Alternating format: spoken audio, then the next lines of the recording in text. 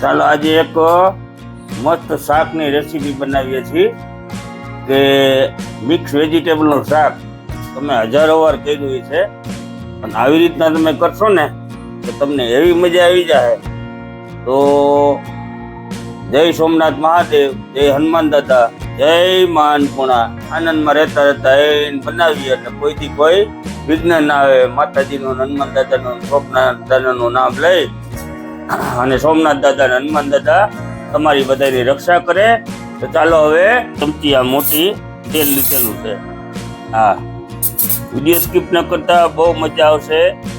આમાં અમે અંદાજિત લગભગ 500 ગ્રામ જેટલું શાક હશે. આ બધી મિક્સમાં તમારે જે નાખવું એ નાખવાનું. અમે ફ્લાવર છે, રીંગણા છે, બટેટા છે, 30-40% જેવું આમાં સાતડી નાખવાનું આ શાકને બધાને. તમે કોઈ પણ આમાં શાકભાજી નાખી શકો. તો હવે થઈ ગયું એટલે ગેસ કરી દઈ બંધ. હવે જો આમાં મસાલા નાખવાના છે. માથે કોટિંગ થાય ને એવી રીતના 1 ચમચી જેવું ધાણા જીરું,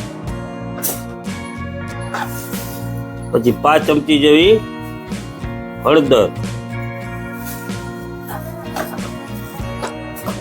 પછી 5 ચમચી જેવો ગરમ મસાલો ને 1/4 ચમચી જેવું લાલ મરચું. અમે તીખું ઓછું ખાય છે, તમારે જેવું કરવું એવું કરવાનું. હવે નાખીએ ચણાનો લોટ. એ નાખશું 2 ચમચી જેવું. હવે આને આ રીતના મિલાવી દેવાનું. તો તમને દેખાતું જ છે બધામાં મસાલા ચડી ગયા. હવે આને 5 મિનિટ રેસ્ટ કરવા માટે રાખી દે. જો આ 5 ચમચી જેવું તેલ લીધું છે, એમાં એક બાદીઓ, પછી તજપાન એક આખું, પછી તજનો ટુકડો ને 5-6 લવિંગ. આ બધી નાખી જરીક ચડવા દઈ.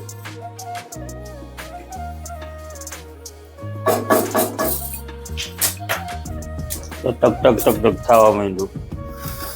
હવે નાખવાની 1 ચમચી જેટલી જીરું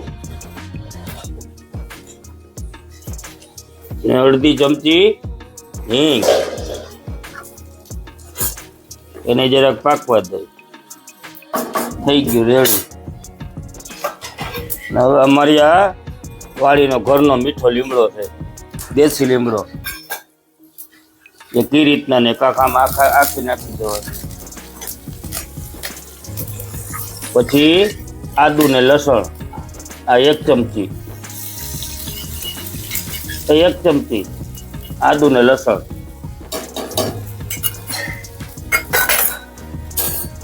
એને સારી રીતના પકાવીએ, બ્રાઉન થાય ને ત્યાં સુધી.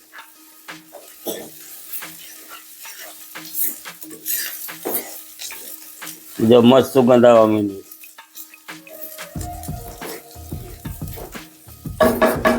વિડિયો સ્કીપ ન કરતા પૂરો જોજો, બહુ મજા આવશે. અને આ છે એક મોરું મરચું. એ આવી રીતના ઊભા ચીરિયા કરી નાખ્યા. એને સાતળી નાખીએ ભેગા. પછી એવું લાગે ને તો પાછળથી તમારે આ લીમડો ની કાઢી નાખવું.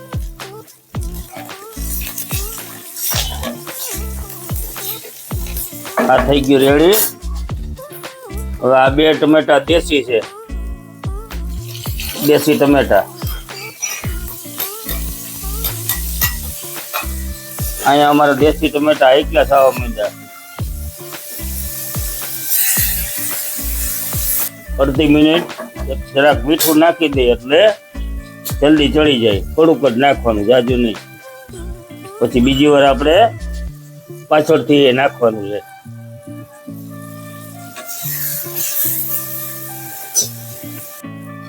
ચાલો હવે જે આપણે કોટિંગ કરેલા શાકભાજી જો મસ્ત કોટિંગ થઈ ગયું, તમને દેખાતું જ છે. જુઓ મસ્ત કોટિંગ થઈ ગયું.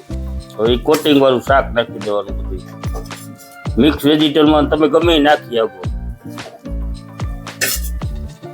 તો કેટલું મસ્ત લાગે છે એમનું. મેં તો આવી રીતના બનાવો, બધાને ભાવે. 1 ગ્લાસ જેટલું પાણી નાખી દે.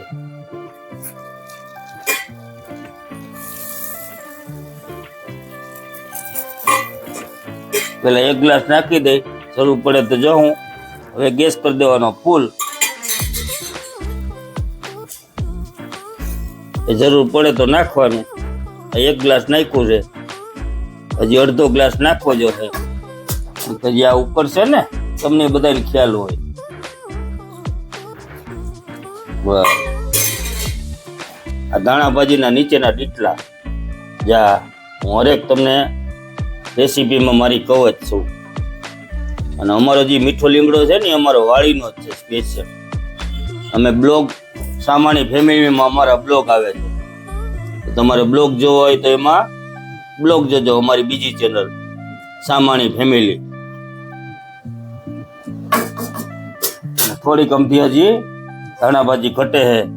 ધાણાભાજીના ઉપર દેશી ધાણાભાજી જ છે આ, એ નાખી દઈ અને ખાલી 1 મિનિટ પૂરતું ઢાંકણું ઢાંકી અને એને ચડવા દઈ. ચાલો જોઈ લઈ. વાહ, સુગંધ આવી. તમને એમ લાગે પાણી ઘટે તો નાખવાનું હો, કારણ કે આમાં ચણાનો લોટ નાખ્યો ને આપણે, એટલે પાણી ચૂહી લઈએ ને. તમને ખ્યાલ હોય બધાને. હવે આ ઘરનું મોરું દહીં લીધું છે, આપણું ઘરનું, બરોબર. એ 3 ચમચી છે. આ એ દહીં નાખી દેવાનું એમને. દહીં ફાટશે નહીં હો, ચિંતા ન કરતા.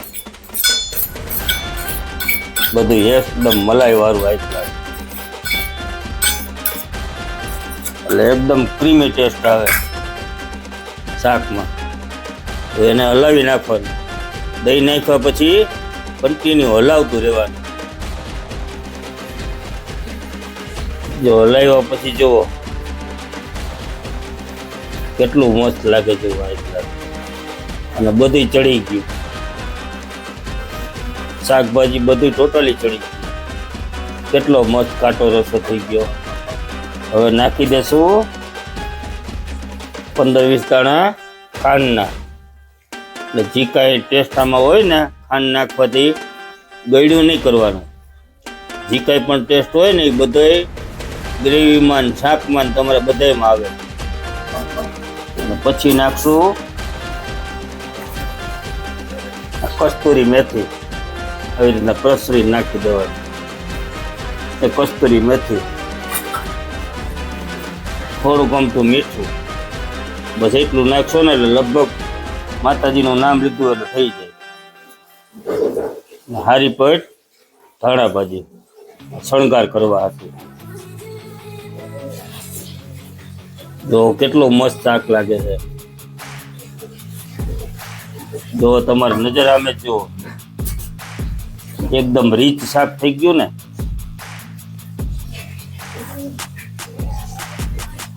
તો હવે અહીંયા આપણી રેસીપી આપણે પૂરી કરીએ છીએ. જય મા અન્નપૂર્ણા, જય સોમનાથ મહાદેવ, જય હનુમાન દાદા. જો અમારી આ રેસીપી તમને સારી લાગી હોય તો અમારી ચેનલને લાઈક કરજો અને સબસ્ક્રાઈબ કરજો. લોટ્સ ઓફ લવ. આવજો. સોમનાથ દાદા હનુમાન દાદા તમારી રક્ષા કરે. આવજો. Bye bye. Lots of love.